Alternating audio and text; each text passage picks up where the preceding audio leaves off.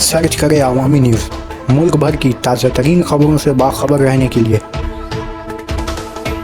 Subscribe करें हमारे channel को और बेल आइकन ज़रूर दबाएं।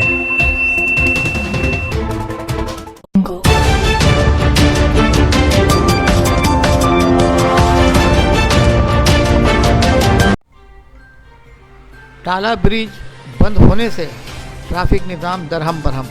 कोलकाता टाला ब्रिज पर भारी गाड़ी ट्रक की पाबंदी हो जाने की वजह से पूरे शहर का ट्रैफिक निज़ाम मफलूज हो गया है। खस्ता और ख़राब ब्रिज की हालत का मुआयना करने के बाद हुकूमत ने इस पर हल्की गाड़ी चलाने का हुक्म सादिर किया और भारी गाड़ी को दूसरे रास्ते से गुजरने का रूट बना दिया, जिससे पूरे शहर का ट्रैफिक निज़ाम बुरी तरह मुतासिर हुआ है।